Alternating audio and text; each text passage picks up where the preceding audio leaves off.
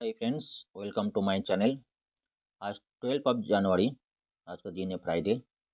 आज हिंदू न्यूज़ पर एक इम्पोर्टेंट आर्टिकल हम डिस्कस करेंगे। जैसे कि पेज नंबर 1 में देखा जाए, डायरेक्ट टैक्स कलेक्शन जो है क्रॉस 80% ऑफ 2023-24 करेंट जो फाइनेंशियल ईयर है। तो टारगेट कितना है? 1 लाख करोड़ का टारगेट है। अभी तक जनवरी 10 तक डाटा लिया है। अभी तक तो उसका तो टारगेट 80% अचीव हो गया। अभी भी तो 30% मार्च तक बाकी है ये। डायरेक्ट टैक्स मतलब क्या है? डायरेक्ट है इनडायरेक्ट टैक्स। डायरेक्ट टैक्स मतलब जो हम लोग जो इंडिविजुअल जो भी है डायरेक्टली गवर्नमेंट को देते हैं, टैक्स देते हैं, this is direct tax. Individual हो सकते हैं, कोई कॉर्पोरेट हो सकते हैं, कंपनी जो अपना प्रॉफिट का जो मार्जिन गवर्नमेंट, वो भी डायरेक्ट टैक्स है। इनडायरेक्ट टैक्स है जो जीएसटी है, इनडायरेक्ट टैक्स जो वैट टैक्स जो भी है और भी स्टेट रिलेटेड जो भी टैक्स है वो जीएसटी है। वो डायरेक्टली हम गवर्नमेंट को नहीं देते। जो हमारा जो रिटेलर्स है वो हमसे लेते हैं, कंज्यूमर से लेते हैं, उसके बाद वो गवर्नमेंट को। These are direct tax, indirect tax. Second article, this is also economic related. Budget में set fiscal deficit target of 5.3%। This is important article. Fiscal deficit is a burden of any country. अभी हमारा जो 5.9% target है, अभी हमारा target रखा है, next budget में रखेंगे। बजट कब होगा? फरवरी 1 में होगा। 5.3% टारगेट है।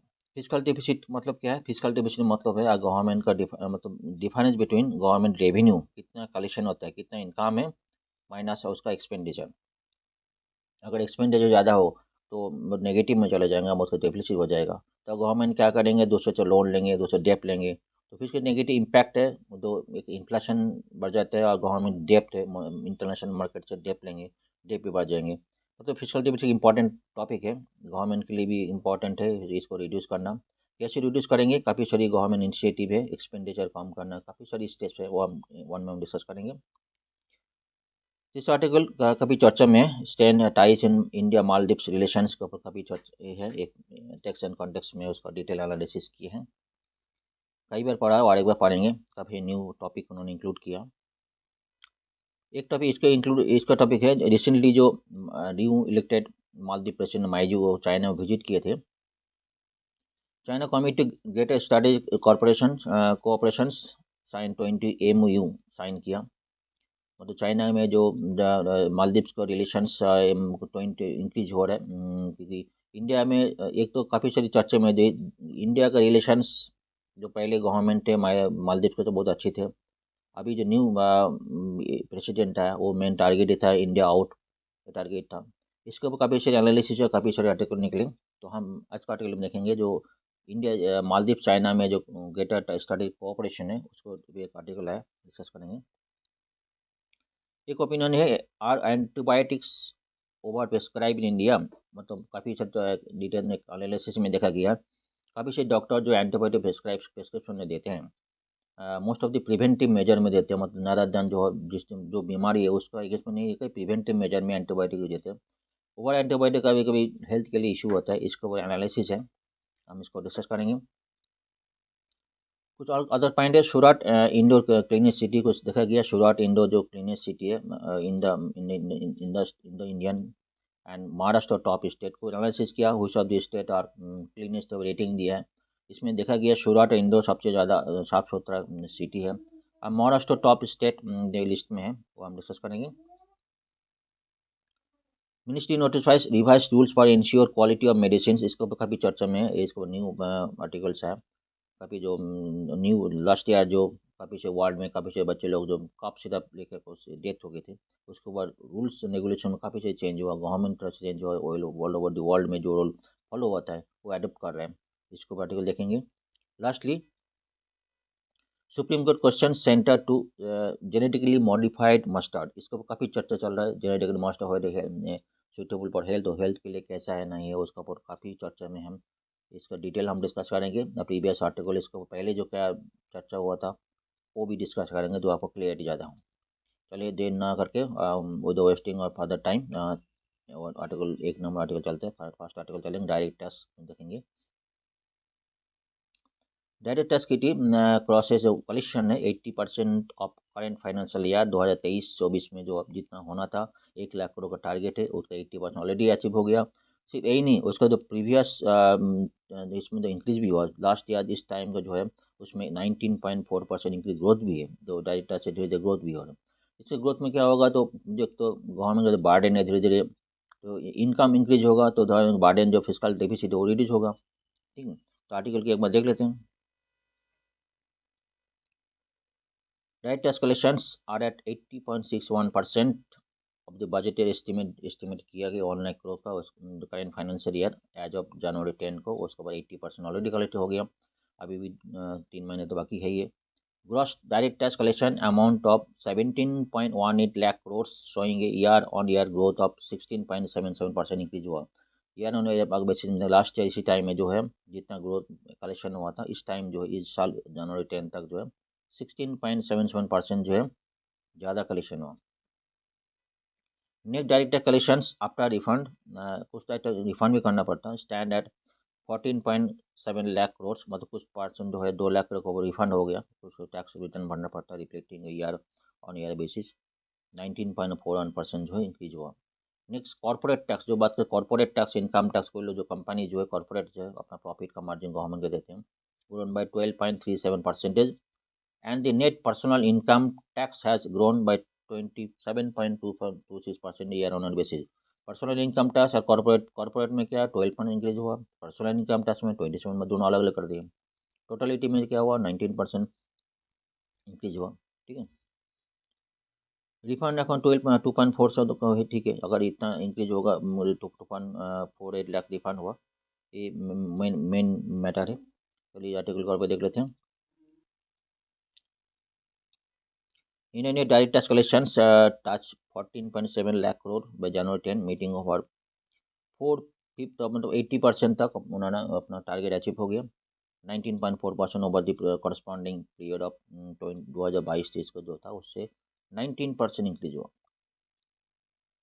देखो टैक्स कलेक्शन हमारे लिए बहुत इंपॉर्टेंट है, जितना टैक्स कलेक्शन होगा हमारे इकोनॉमी के लिए जीडीपी जो इंक्रीज होगा, हमारा ट्रिलियन इकोनॉमी जो कल हम डिस्कस कर रहा था 2027-28 तक इंडिया जो इकोनॉमी होगा जीडीपी होगा 5 ट्रिलियन हो जाएगा USD. Central board of direct taxes CBDT on Thursday said the personal tax direct tax collection on to reach steady growth rate, gross collection 16.77%, 17.18 lakh crore हो गया, लेड बाय 26.1। पर्सनल टैक्स कितना 26 increase हुआ, और corporate tax वो भी increase हुआ, तो हम देखा तो 17% इंक्रीज हुआ। The net direct tax collection grown by 1 lakh. Direct collection has grown by 1 lakh crore since December 17, which is a surplus of 13.7 lakh crore। जो टारगेट था हमारा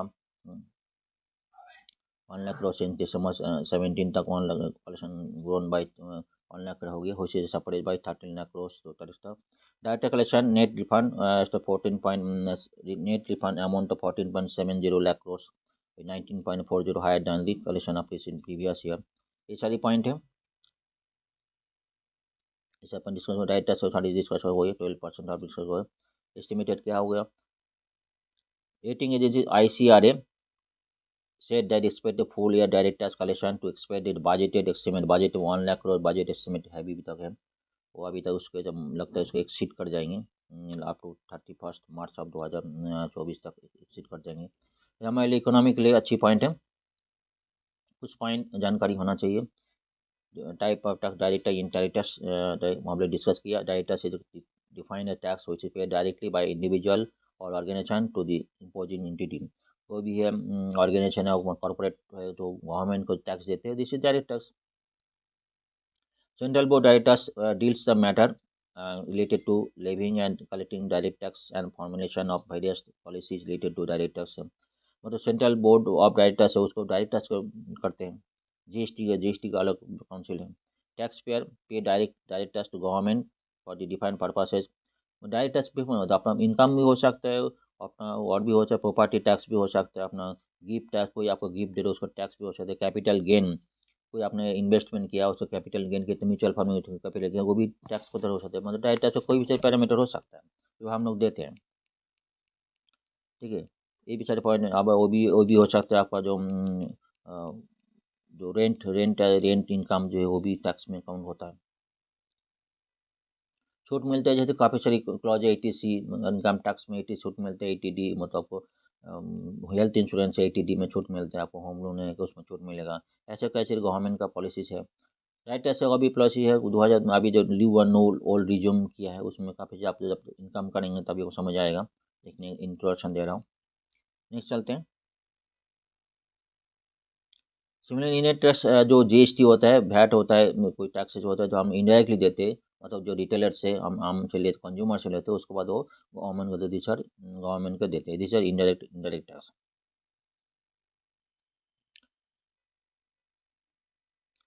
कॉर्पोरेट टैक्स ऑलरेडी डिस्कस हुआ। कॉर्पोरेट गवर्नमेंट जो corporate tax direct tax impose to net income profit of the enterprises, कोई company है from the business है, उसमें जो इनकम होगा वो अपना गवर्नमेंट को देते हैं, these are corporation tax. Public and private sector registered under the Companies Act 1956 liable to pay corporation tax.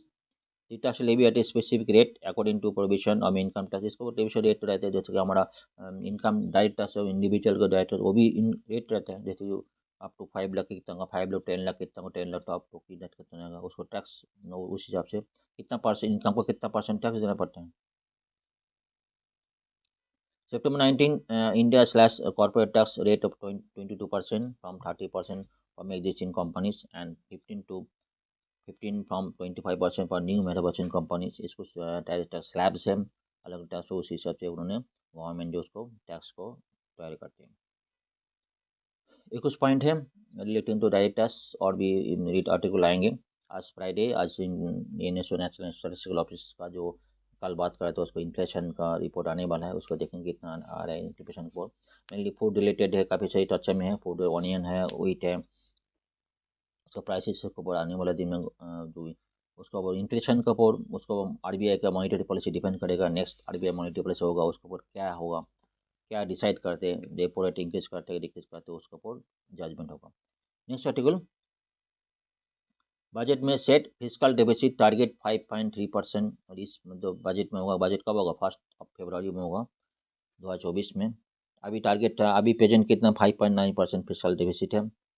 Rating from IRCA said on Thursday this expect the government to set fiscal deficit target 5.3% of GDP in the upcoming union budget next year, covering half of the distance achieve a fiscal deficit of 4.5% GDP 25 to 26 में जो budget उसमें 4.5% of GDP physical deficit करना है, ऐसा government का target है। अभी कितना है, 5.9% टारगेट है।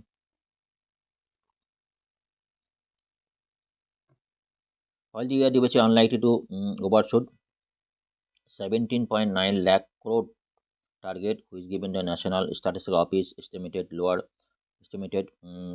lower nominal GDP due to estimated lower nominal GDP 8.9% compared to budget estimate 10.5%। देखिए ये यहाँ पे नॉमिनल GDP का बात कर रहे हैं, ठीक है, यहाँ पे नॉमिनल GDP रियल GDP का बात नहीं कर रहे हैं। नॉमिनल GDP कितना आना चाहिए, 8.9% है, बजट एस्टिमेट कितना था, 10.5% था, वो भी एक रीजन है फिजिकल डेफिसिट का। Physical deficit is however expected to hit 6% of GDP for 2023-24 instead of 5.9% target. इस जो GDP है फिजिकल डेफिसिट है expected 6% GDP instead of 5.9% target है। एक कुछ पॉइंट है, factoring in the 3% GDP gross state domestic product borrowing limit set by 15th Finance Commission for 24-25, IRC expect the general government deficit dip 8.3% of GDP next year।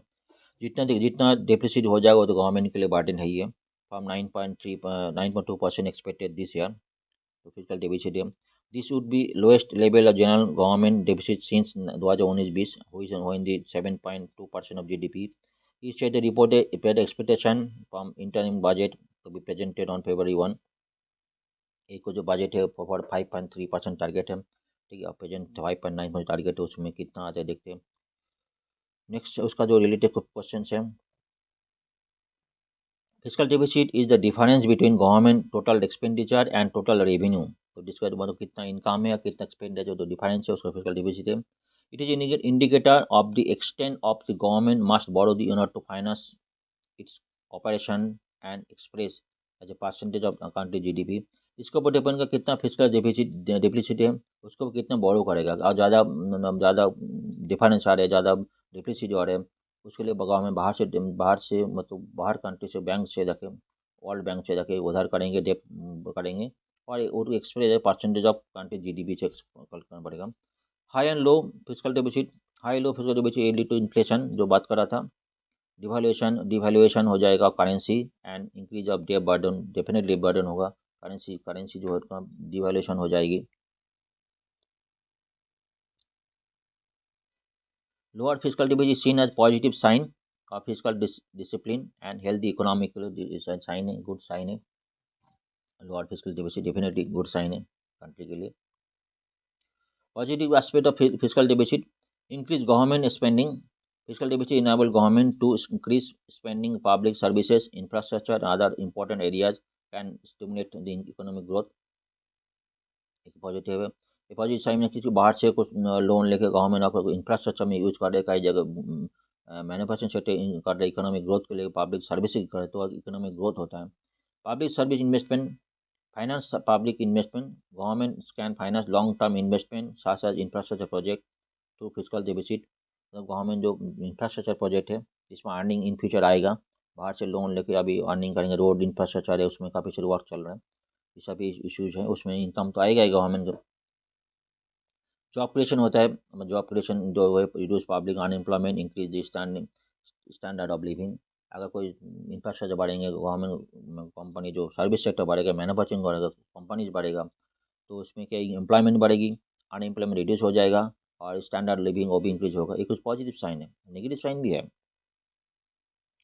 Increase debt burden, जो government का debt burden increase हो जाएंगे। ई part से high physical deposit leads to increase in the government debt, puts pressure on the future generation to repay the debt. मतलब कोई भी नया पावर सेंटर में कोई गवर्नमेंट है, वो कुछ डेप वर्ल्ड बैंक पावर से डेप करके जा रहे, तो अगर आने वाला जो गवर्नमेंट आएगा उसके लिए रिपे द डेट बर्डन हो जाएगा, उसके लिए प्रेशर पड़ेगी। Inflationary pressure, large fiscal can lead to increase in money supply in the end higher inflation. ज़्यादा फिर राज्य में तो हायर इन्फ्लेशन होगा, मनी सप्लाई रिड्यूस हो जाएगी, reduce the purchasing power of general public का परचेजिंग पावर इंक्रीज हो जाएगी। इन्फ्लेशन ज़्यादा होगा, इंटरेस्ट रेट बढ़ेगी, तो जनरल पब्लिक का जो है परचेजिंग पावर हो जाएगा। कल बात करें रियल वेज मतलब जो अगर इन्फ्लेशन ज़्यादा होगा, जितना वेज मिलना था, जितना सैलरी मिलना था, सैलरी का रियल इन्फ्लेशन इंक्रीज हो रही, तो रियल वेज जो है मतलब नेट वेज रिड्यूस हो जाएगी। Crowding out private investment, government may have to borrow heavily to finance fiscal deficit, which can lead to rise in interest rate, जो बात कर रहा था, make it difficult to private sector to access credit, and crowding out private investment, investment income हो जाता है, interest बढ़ेंगे तो जो प्राइवेट सेक्टर है, बैंक जो लोन देना बंद कर दे, तो प्राइवेट सेक्टर लोन देना कम कर देंगे, कुछ पॉसिबल नहीं होगा। Balance of payment problem, running large fiscal deficit, it may have to borrow from foreign sources, which can lead to decrease in foreign exchange reserve and put pressure on balance payment।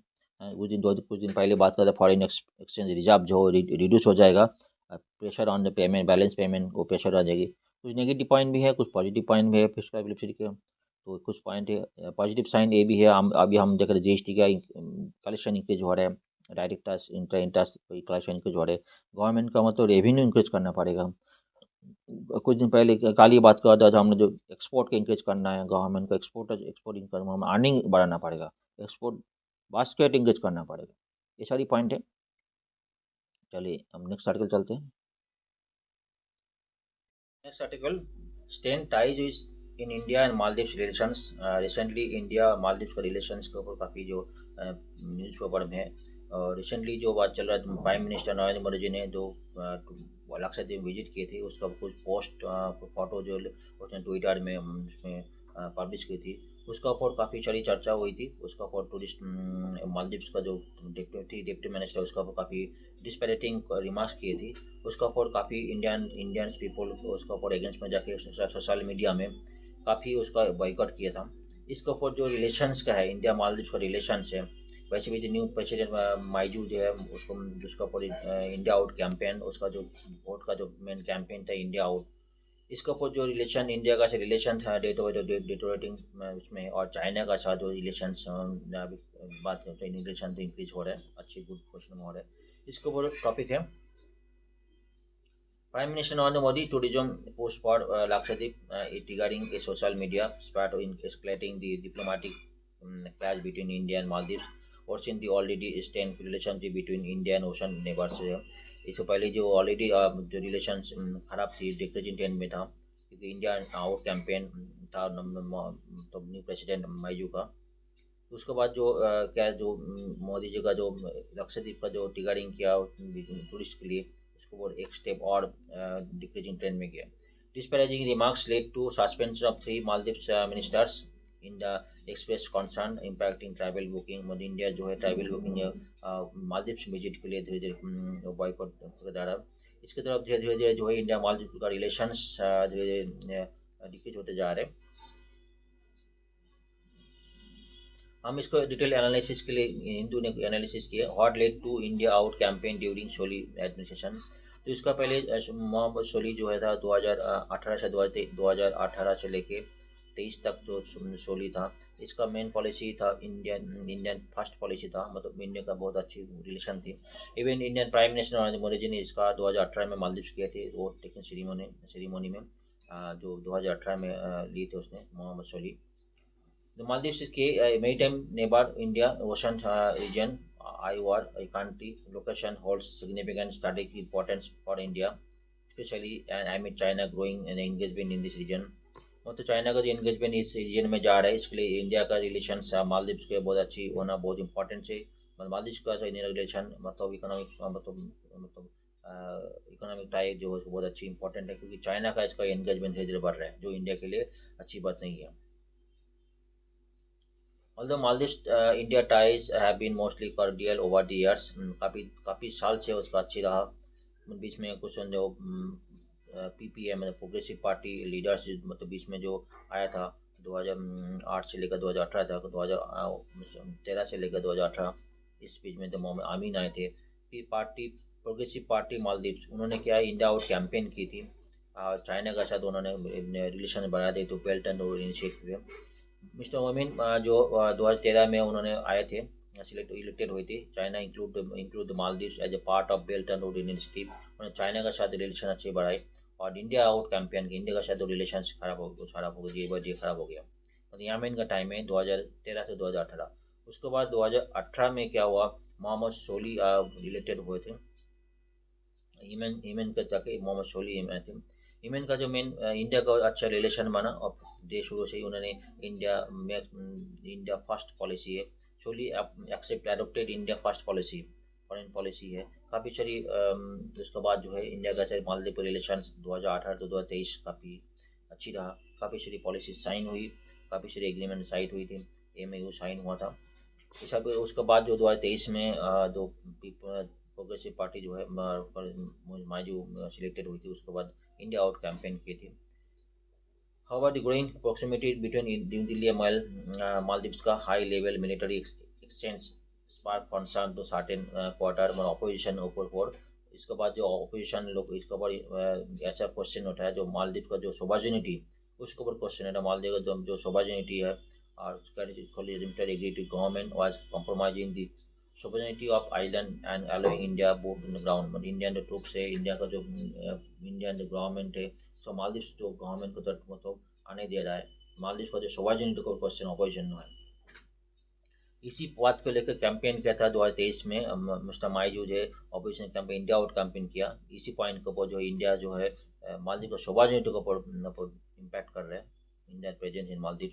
Anti India campaign emerge as an main poll plan in 2023 में presidential race under the leadership of former pro China Maldivian president Yameen था। लेकिन mister Muizzu built India out campaign, उसके बाद 2023 में Muizzu built India out campaign launch की थी। He promise to remove Indian troops from the Maldives shore and balance trade relations. मतलब and balance trade relation जो है, इसके अंदर मतलब इंडिया का जो काइंडली जो है प्रो इंडिया है, उसको बैलेंसिंग करेंगे। हुई क्लेम टू इंडिया फेवर में है, जो रिलेशन जो इंडिया फेवर में प्रो इंडिया है, उसको बैलेंस करेंगे। और जो इंडिया ट्रूप्स मालदीव्स में है उसको इंडिया मालदीव से तक निकालेंगे, रिमूव करेंगे, ऐसा उन्होंने प्रॉमिस किया कैंपेन में। धीरे धीरे जो इंडिया आउट कैंपेन जनरेट हुआ, इसलिए धीरे धीरे जनरेट हुआ।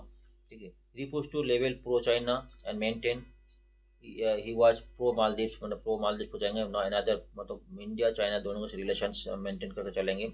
And any other country military presence in the Maldives में, मतलब कोई नाइदर चाइना नाइदर इंडिया, कोई भी कंट्री का मिलिट्री जो है मालदीव में नहीं रहेंगे, ऐसा उनका ये कहना है। He, however, signed his intention to build strong relations with Beijing, highlighting the benefit Chinese assisting in the Maldives।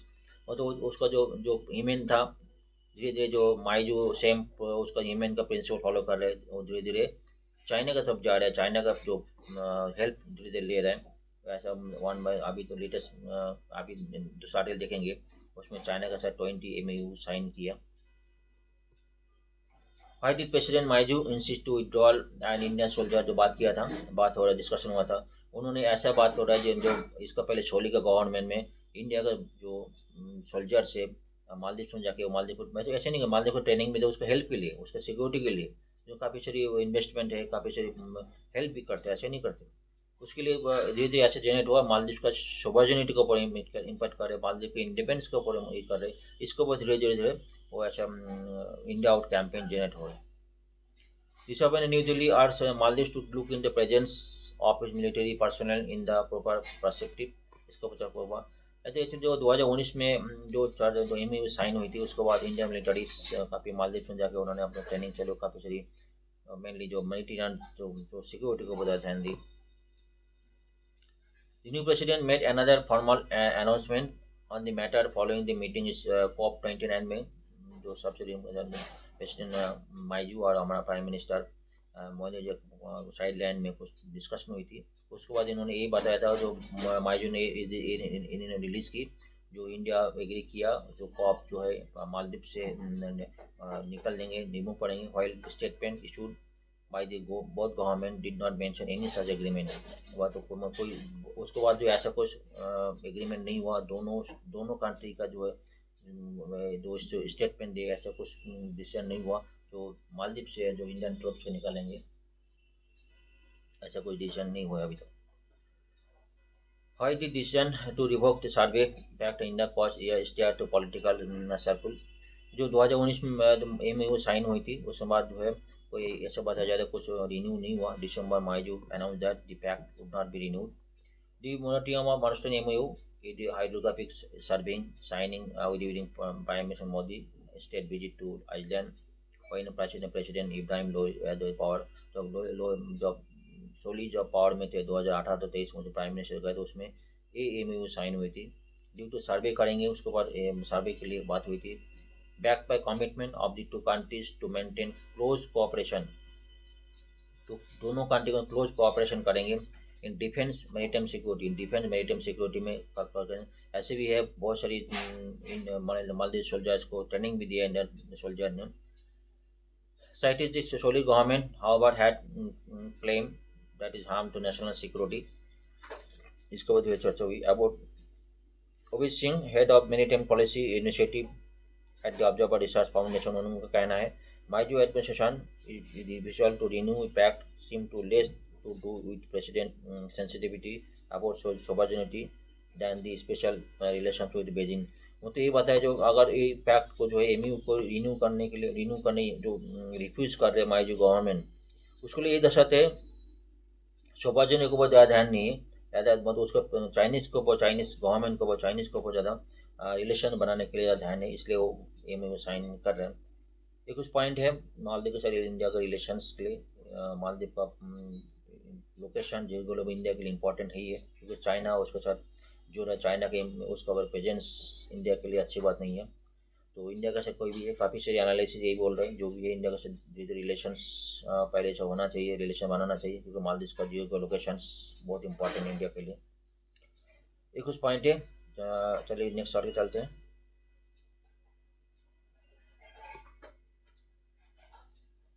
मेरा जो है सूरत इंडोर क्लीनेस्ट सिटीज़ कुछ एनालिसिस हुआ था, Maharashtra top of the state list में हुआ था।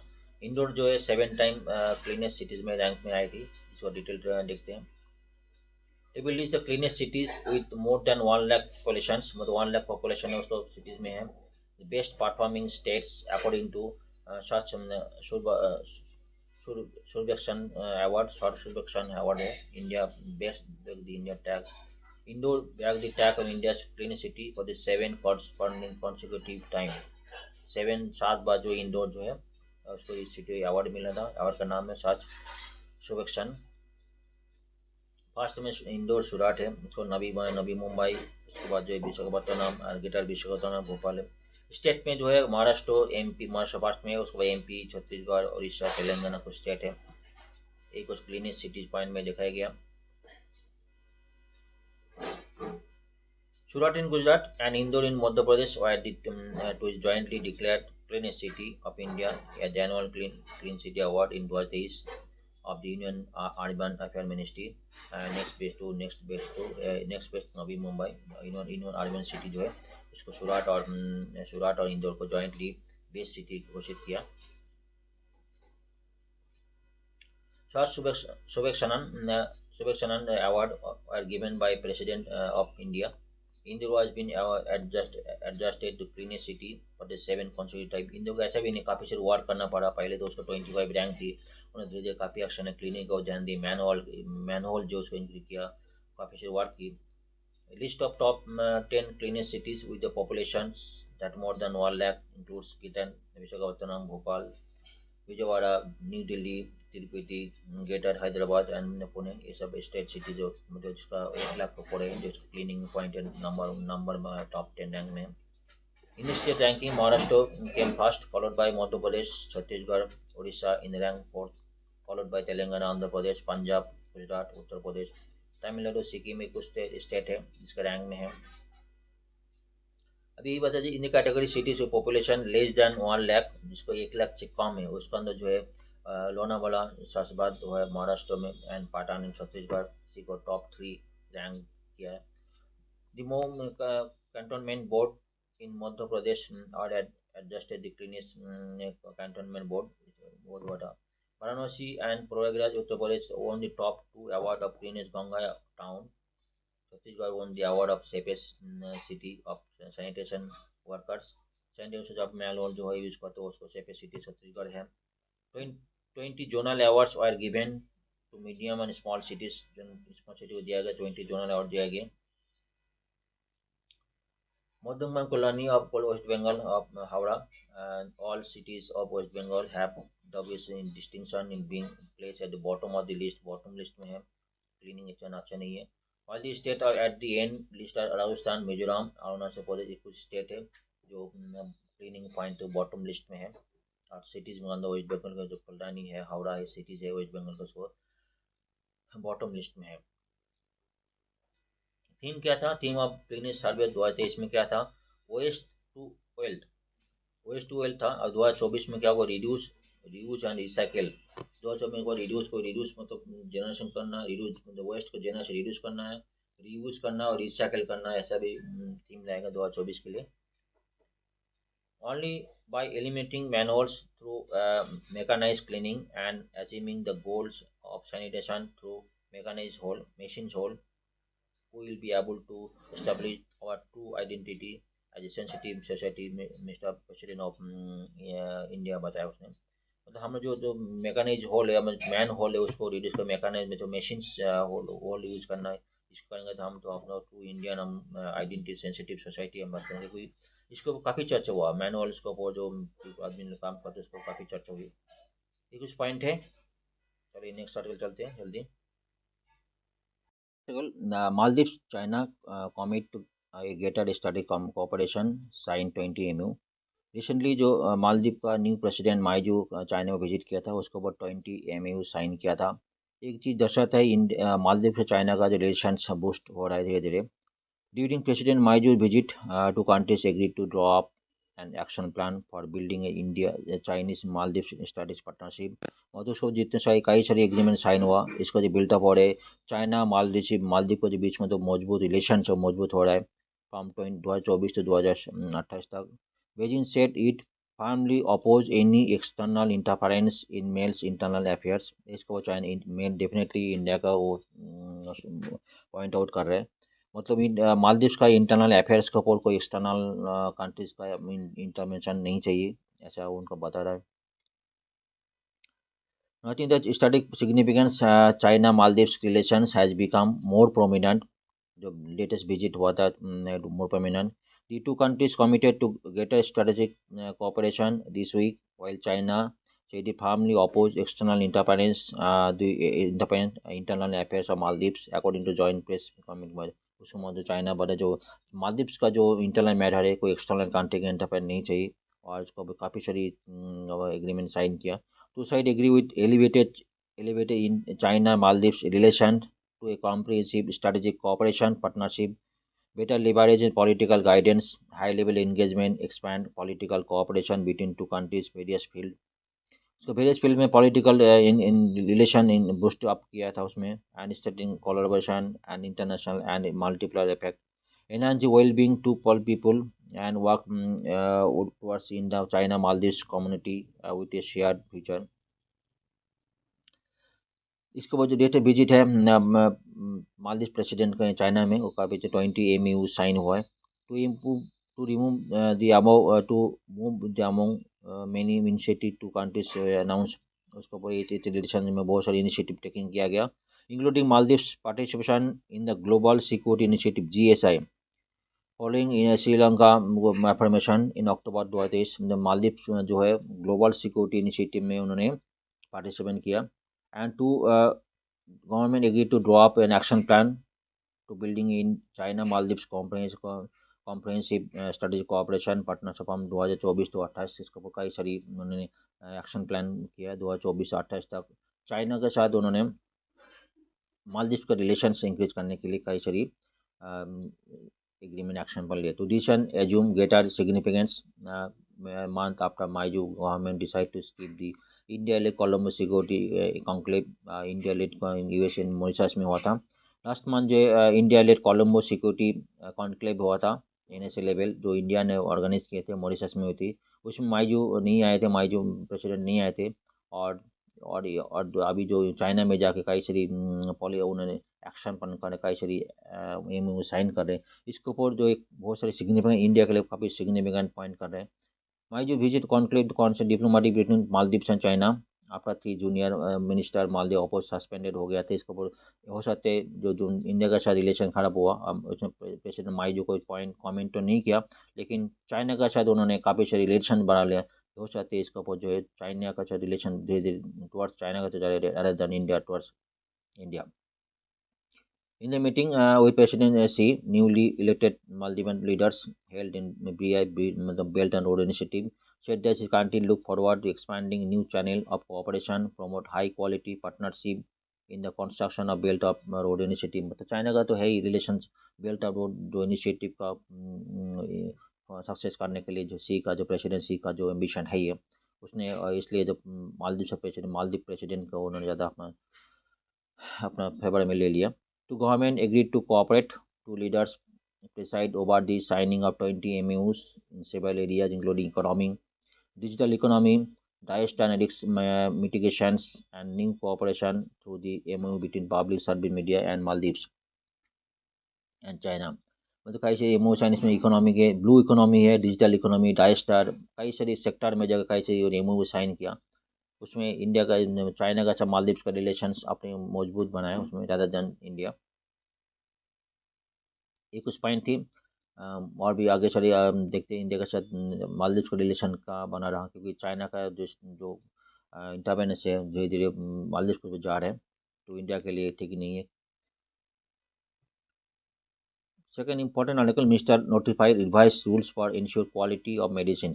लास्ट ईयर वर्ल्ड वाइड का जो इंडिया कप सिरप को ऊपर काफ़ी सारी चर्चा चली थी, कई सारे बच्चे एक्सपर्ट हुई थी, इसलिए वर्ल्ड वाइड इंडिया जो ड्रग्स के ऊपर उसको क्वालिटी चेकिंग काफ़ी इंक्रीज हुआ। उसके ऊपर एक संदेह बढ़ रही, क्योंकि इंडिया का कप सिरप को ऐसे सोचा जा रहा है काफ़ी जो कंटामिनेटेड है, इथिलीन का कंटामिनेटेड है, इसको सोचा जा रहा है। तो इंडिया का जो रूल्स रेगुलेशन है ड्रग्स कॉस्मेटिक रूल्स के ऊपर नया सेक्शन आया था, section M, Ministry of Health and Family Welfare last week modify revise rules under section M. Section M में रिवाइज रूल किया, उसमें क्वालिटी स्टैंडर्ड को चेंज किया और जो है सिस्टम को भी काफ़ी सारे इंप्लीमेंट किया। सिस्टम्स मतलब सिस्टम में क्वालिटी चेकिंग प्रोसीड्योर और कॉल कैलिब्रेशन जो प्रोसेस करते हैं उसमें जैसे काफ़ी सारे सिस्टम में भी किया। इसको बोल उन्होंने रिवाइज रूल चेंज किया। Revision aim to ensure the pharma sector recommit the manufacture of safe, effective and high quality drugs in compliance with international quality standard। इसके जो सेक्शन शेड्यूल एम में जो रिवाइज रूल्स बनाया उसमें manufacture commit करने से जो ड्रग्स होना जो मेडिसिन बाहर जगह सप्लाई कर रहे हैं उसे सेफ होना चाहिए, effective high quality drugs as per international norms में इंश्योर होना चाहिए और जो मैन्युफैक्चर उसका रिस्पॉन्सिबिलिटी है। This is response to the backlog India has been receiving over the report of sub standard medicine export. इसका वो जो बात कर रहा था सब स्टैंडर्ड मेडिसिन एक्सपोर्ट के उसी का चर्चा में है। Last year, country felt intense global security after the World Health Organization issued an alert about cough syrup being contaminated with diethylene glycol। ethylene glycol जो है contaminated ऐसा सोचा जा रहा है। तो इंडिया में कप सिरप है उसके वर्ल्ड हेल्थ ऑर्गेनाइजेशन के एक अलर्ट नोटिफाइड किया था। This are consider toxic to human and can prove fertile हो सकता है। इसको वर्ल्ड हेल्थ ऑर्गेनाइजेशन इसका रिपोर्ट है। The contamination were allegedly found in sample taken from a batch of cough syrup made by QP Pharmachem Limited based in Punjab, and QP Pharmachem Limited manufacturer license was suspended after cough syrup linked to child death in Gamba and Uzbekistan में जो है गम्बिया और Uzbekistan में काफ़ी सारी child का death हो गया था। उसके ऊपर इस मैन्युफैक्चर फार्मास्यूटिकल कंपनी का लाइसेंस जब्त कर दिया था। Other cases alleged contamination have also been reported from cough syrup from made in India। होता है इसको इसलिए जो है गवर्नमेंट जो शेड्यूल एम जो उसको रिवाइज किया। Latest revision include 5 new categories of drugs pharmaceutical product containing hazardous substances such as sex hormones, steroids और साइटोटॉक्सिक सब्सटेंसेज जो ह्यूमन हेल्थ क्रिटिक नहीं उसके लिए रूल चेंज किया। It also addition section including introduction of pharmaceutical quality system को ध्यान दिया। मतलब चेकिंग इनपुट मटेरियल चेकिंग मतलब इनपुट केमिकल उसको चेक किया, input para raw material checking उसको चेकिंग होगा, पास होगा तो अभी आगे करना। क्वालिटी रिस्क मैनेजमेंट को ध्यान रिस्क कौन सा होगा तो पॉइंट को वो रिस्क हो जाते हैं, ऐसा क्या करें कौन सा क्वालिटी पैरामीटर इफेक्ट हो जिसके बाद ह्यूमन हेल्थ का भी रिस्क हो जाता है और रिस्क ऐसे मैनेजमेंट को उसको एक्शन प्लान लेना पड़ेगा। Quality product review and qualification and validation of equipment, ये सारी पॉइंट के ऊपर क्वालिफिकेशन वैलिडेशन इक्विपमेंट जिस इक्विपमेंट में मशीन बन रहा है उस इक्विपमेंट क्वालिफिकेशन वैलिडेशन करना पड़ेगा। एंड कंप्यूटराइज स्टोरेज सिस्टम भी ध्यान उसको भी वैलिडेट करना पड़ेगा। मतलब प्रोसेस को बहुत ज़्यादा ध्यान दिया और क्वालिटी सिस्टम को ज़्यादा उनको ध्यान दिया। According notification manufacture must assume responsibility for quality of pharmaceutical product to ensure that they are fit for use। मतलब जो मैन्युफैक्चर क्वालिटी ड्रग्स जो है बाहर सप्लाई कर रहे उसको इंश्योर करना पड़ेगा as per international norms, comply requirements of license and do not place patients at risk due to inadequate safety quality and efficacy. मतलब ऐसे पेशेंट्स को मतलब सेफ्टी को बहुत ज़्यादा रिस्क नहीं ले सकते due to inadequate safety quality and efficacy of the drug products. Additionally, companies must market a finished product only after getting satisfactory result। मतलब कंपनी जो satisfactory टेस्टिंग होगा पास होगा तभी वो बाद जगह डिस्पैच कर सकते हैं। From test of ingredients retain cup enough in the sample intermediate and final product to allow repeat testing verification of a batch। और इंटरमीडिएट मतलब इसमें जो सैम्पल हार्ड प्रोसेस में चेकिंग हो रहा है, हार्ड प्रोसेस में टेस्टिंग ओके होगा वो भी आगे जाएंगे और फाइनल प्रोडक्ट में वो भी टेस्टिंग करके ओके होगा तो अभी आगे जाके फैब्रिक आगे जाके होगा। ये कुछ पॉइंट है। Our understanding to domain it increase because of development in pharmaceutical and manufacturing science. मतलब फार्मासी का ही डेवलपमेंट हुआ तो उसका जो रिक्वायरमेंट है लाइसेंस ड्रग का रिक्वायरमेंट है उसको और क्वालिटी स्टैंडर्ड और इंक्रीज हुआ, इसलिए इंडियन गवर्नमेंट का जो फार्मास्यूटिकल लॉज है उसको अपग्रेड करना बहुत ज़रूरी है। ये कुछ पॉइंट है related to the pharmaceutical rules and regulations. चलिए नेक्स्ट चलते हैं। Next article an important article, Supreme Court questions centre on genetically modified mustard लगभग 2 डिकेड से जेनेटिकली मॉडिफाइड मस्टर्ड्स के ऊपर बातचीत चल रहा है, काफ़ी सारी इश्यूज चल रहा है। उसका अगेंस्ट में काफ़ी सारी एलिगेशन है, उसका काफ़ी सारी सुप्रीम कोर्ट में कमेटी बनाया है उसका बराबर चेकिंग के लिए। Centre asks genetic engineering appraisal committee is a statutory body and the committee has examined relevant scientific data before giving go ahead for the environmental release। Supreme court ने एक technical expert team बनाया था जिसका नाम TEC technical expert team से बनाया था। Supreme court on Thursday question the government whether the genetic engineering appraisal committee GEAC has considered the report of the court appointed technical expert committee on the biosafety of mustard hybrid DMH11 before approval it for environmental release।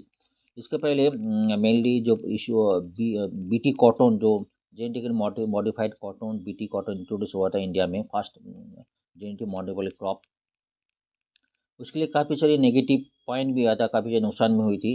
इसके लिए जो first food item genetic mustard के लिए उसके लिए काफ़ी सारी negative impact है। उसको बराबर चेकिंग के बाद ही जो है एनवायरमेंटल रिलीज चेकिंग के लिए रिलीज करेंगे। इसलिए सुप्रीम कोर्ट ने एक कमेटी बनाए थे, टेक्निकल एक्सपर्ट बनाए थे उसको चेकिंग के लिए। उसमें काफ़ी सारी रिपोर्ट आई थी, हम डिस्कस करेंगे। जेनेटिकली मॉडिफाइड मस्टर्ड के लिए काफ़ी सारी बात डिस्कशन करेंगे। Appearing before the bench of justice BV नगर थाना and Sanjay Karol, Attorney General R. Venkatarami of Center said that GEAC was a statutory body and the committee had examined relevant scientific data before giving go ahead for the environmental release। जो इनमें जो TEC का जो technical scientific जो body है उसका जो data उन्होंने दी रिपोर्ट दी थी वो GEAC उन्होंने बराबर उन्होंने चेकिंग किया था बिफोर एनवायरमेंटल रिलीज के लिए, उन्होंने ये बताया। सुप्रीम कोर्ट बता रहा था जस्टिस नगर थाना ने बताया the reason why were asking because of GEAC was not working in a vacuum, मतलब working as a not working in a vacuum, जो वर्किंग करना था उसका अप्रूवल लेना था कर रहा है कि नहीं कर रहा है, क्योंकि उसके पहले these are report included dissenting note by agriculture scientist RS Paroda submitted to the court on the issue, will the report be consigned to the record room. मतलब जो GEC पहले रिपोर्ट दिया गया था, जो साइंटिस्ट RS पारोडा जिन्हें कोई report दी थी उसको रिपोर्ट बराबर उन्होंने काम किया है कि नहीं, कंसिडर किया नहीं, इसको पूछा जा रहा है। पहले हम GM क्रॉप को देखेंगे क्या इशू हुआ था तो आपको क्लियरिटी ज़्यादा होगा। India has been a robust debate on GM crop in the last 2 decades. Last 2 decades में 20 ईयर से GM क्रॉप पर काफ़ी डिबेट हुआ था। Environmentalist, scientist, politician, farmer, consumer and higher judiciary have asked probing questions about the safety, efficacy and even the necessity of GM food। इसके ऊपर काफ़ी 20 year से काफ़ी चल रहा है। इन्वायरमेंट से साइंटिस्ट है, फार्मर है, कंज्यूमर, इसको जो सेफ्टी के बारे में, सेफ्टी और एफिकेसी इवन दी नेसेसिटी पर GM फूड नेसेसिटी है कि नहीं GM क्रॉप के ऊपर। Many have been alarmed by the experience with BT cotton को एक्सपीरियंस हुआ था। First only GM crops approved in the country। Long-term research suggests that BT cotton was provided only fleeting benefit to the farmers। मतलब fleeting benefit बराबर बड़े मतलब actual benefit नहीं मिला, while enormously increasing their cost, cultivation and risks। इसका जो cost है, cost जो फार्मिंग कॉस्ट बहुत काफ़ी इंक्रीज हो गया था और जो सीड कॉस्ट काफ़ी ज़्यादा है, उसमें बेनिफिट उतना नहीं मिला। On the other hand some seed companies have profited handsomely, मतलब सीड कंपनी जो उसका प्रॉफिट काफ़ी कमाया and from the expensive GM seed से, लेकिन जो एक्चुअल उसका प्रॉफिट होना था फार्मर्स को हुआ नहीं। In the wake of fierce debate, 2 standing committee of the parliament independently and comprehensively examined GM crops and food। Supreme Court also appointed technical expert committee in the public interest litigations filed separately by non-government organization Jane Campaign and the environmentalist Aruna Rodriguez, जो इसमें जो technical committee है उसका committee nominate किया supreme court ने। Thus there are 2 reports concerning GM foods from the highest legislative body in the country। One of the standing committee on agriculture in 2012 during Manmohan Singh government, and the another is standing committee of science and technology, environment and forest in 2017 in Narendra Modi government. Both committee included the members of parliament from the ruling and opposition party. दोनों इस committee में members में parliament का ruling और opposition दोनों party member थे, दोनों report आया था। तो हम देख लेते रिपोर्ट में क्या थी।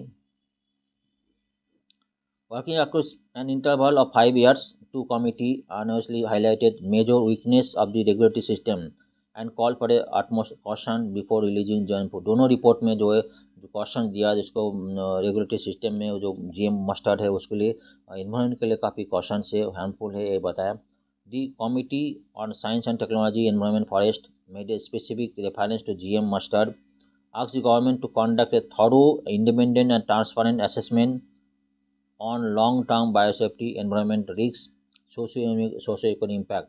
उसको जो सेकंड कमिटी था उसमें लॉन्ग टर्म में इफेक्ट इम्पैक्ट पे असेस करने के लिए बोले थे, क्योंकि शॉर्ट टर्म के पता नहीं चलेगा, लॉन्ग टर्म के लिए उसका बायोसेफ्टी एनवायरमेंट टास्क रिस्क के कितना रिस्क होगा, जीएम क्रॉप है उसको स्टडी करने के लिए रिपोर्ट दिया। 5 of 6 TC members also pointed of grave deficiencies in safety assessment of GM crops in the report that were released 2013 में कम जो डेफिशिएंसी बताया। They found that HT crops completely unsuitable for Indian context, one the serious harm to environment, rural livelihoods and sustainable agriculture if they are released। मतलब काफ़ी सारे point negative point दिया उसमें, harmful बताया, serious harm to environment Indian environment, this is completely not suitable Indian environment context से GM crop का report आया था। ये कुछ पॉइंट है जीएम मस्टर्ड के ऊपर, जो फर्स्ट फूड है जो अभी इंडिया में रिलीज नहीं हुआ, उसको सुप्रीम कोर्ट में कुछ चर्चा चल रहा है, अभी भी फाइनल नहीं हुआ। चलिए नेक्स्ट आर्टिकल चलते हैं। Are antibiotics over prescribe in India. कुछ रिसर्च में बताया गया जब ऑलमोस्ट 50% के ऊपर जो एंटीबायोटिक डॉक्टर ने प्रेस्क्राइब करते हैं वो मतलब जो है rather than क्योर के बराबर प्रिवेंटिव मेजर के लिए डॉक्टर जो क्योर है प्रिवेंटिव मेजर के लिए किया जाता है rather than क्योर के लिए।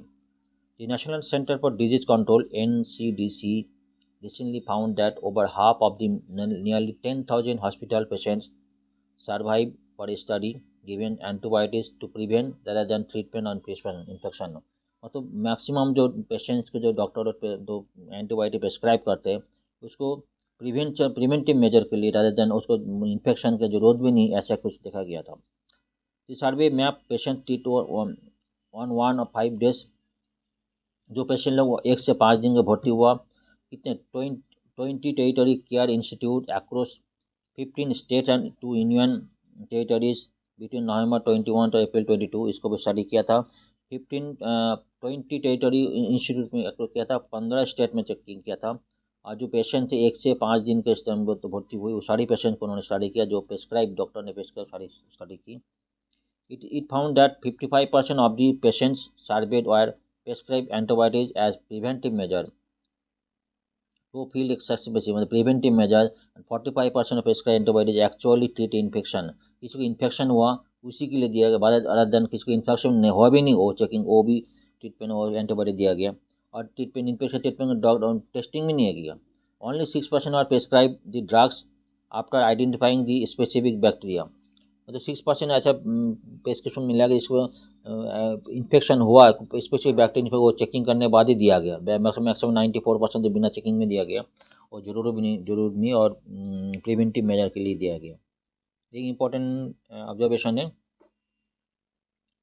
Almost 3 out of the 4 patients who went to tertiary care hospital were prescribed an antibiotic open explosive basis infection other than cure it। ये बताया था। दिया that finding survey 12,000 prescription check किया, 20 hospital में जाके गया, 15 स्टेट में और यूनियन टेरिटरी में जाके स्टडी की। This study conclude that between November 21 April में जाके स्टडी की थी। ठीक है, उसमें क्या व्हाट इस रिपोर्ट से रिपोर्ट में क्या बता रहे हैं। The survey found 71.9% of the patients were prescribed antibiotics, with only 10% patient of the 10% point difference antibiotic used for intensive care unit। for उसमें 10% जो है पॉइंट डिफरेंस जो है उसमें इंटेंसिव केयर पेशेंट में, बाकी तो ऐसे नॉर्मल है, उसमें एंटीबायोटिक प्रेस्क्राइब किया गया। Surprising 65% of the antibiotics are prescribe not for treatment of infection but for prevent. 50% जो है प्रिवेंटिव केयर में किया, तो मतलब प्रिवेंटिव वार्ड में किया गया, इन्फेक्शन के लिए नहीं। और 6% जो है ऐसे पहले देखा गया था, इसमें टेस्टिंग ही नहीं किया, मतलब वायरल इन्फेक्शन एक्चुअली है कि नहीं। While it is recommended, many physicians prescribe antibiotics to people with viral infection to prevent supra-added bacterial infection, मतलब supra-added bacterial infection के लिए डॉक्टर प्रेस्क्राइब करते हैं। and when it comes to surgeon, almost everyone prescribe antibiotics for 15 days। कोई भी patient doctor को जाते हैं 15 दिन के लिए पेशेंट एंटीबायोटिक उसके लिए प्रेफर किया जाता है। they are scared their patient will get infection but it need to be avoided। जिसमें कई से डॉक्टर जो है उसमें पेशेंट को 15 दिन डॉक्टर तो उसमें डॉक्टर ये डाउट करते हैं उसमें कोई इन्फेक्शन ना हो, इसलिए पहले से उन्होंने मेडिसिन दिया जाता है। What haven you antibiotic over prescribe, कोई भी डॉक्टर माथुर से तो अगर एंटीबायोटिक का ओवर प्रेस्क्राइब हो जाएगा तो उसके लिए उसको मतलब ड्रग रेजिस्टेंट एंटीबायोटिक होगा, उसमें कोई दवाई बाद में काम नहीं करेंगे। And through sewer and the antibodies can create star bag whose travel through sewer and drinking water में ऐसा एंटीबॉडी क्रिएट हो जाएगा, तो कैंसर पेशेंट से उसके लिए ये अफेक्ट करेंगे, तो उसके लिए इम्पॉसिबल टू ट्रीट। मतलब ये उसमें जो ज़्यादा ड्रग एंटीबॉडी खाएंगे तो ड्रग रेजिस्टेंट एंटीबॉडी तो ऐसा कोई भी ड्रग उस शरीर के लिए काम नहीं करेंगे। व्हाट रिपोर्ट रिकमेंडेड क्या था, report says that hospital adhere to standard treatment guidelines. Hospital के स्टैंडर्ड ट्रीटमेंट गाइडलाइंस करेंगे, स्टैंडर्ड चेकिंग होने के बाद ही अगर एक्चुअल वायरल इन्फेक्शन है तभी दवाई दिया जाए, अदरवाइज नहीं। ये भी बताया गया suggest that avoiding use multiple antibodies. Multiple का भी कोई पेशेंट को देखा गया मल्टीपल डबल डोज में एंटीबॉडी दिया जाता है, ऐसे नहीं सिंगल डोज दिया जाए, दिन में एक ही बार दिया जाए अगर जरूरत हो तो। इसलिए रिकमेंड ओनली सिंगल डोज और 1 day dose antibody given before any surgery. Post surgery patient treat only after diagnose. Before surgery के लिए ओनली 1 एंटीबॉडी पर डे, और पोस्ट सर्जरी के लिए पेशेंट के लिए ट्रीट ओनली आफ्टर डायग्नोज होने के बाद ही एंटीबॉडी प्रेस्क्राइब करें। ये कुछ पॉइंट है आज के लिए, फिर मिलेंगे। आप लोग अच्छी से पढ़ाई करेंगे, आप मेरा चैनल को सब्सक्राइब करिए, शेयर करके लाइक करिए, मेरी रिक्वेस्ट है, इसमें मेरा हिम्मत बढ़ेगी और आगे और अच्छा परफॉर्मेंस देंगे। Thank you very much.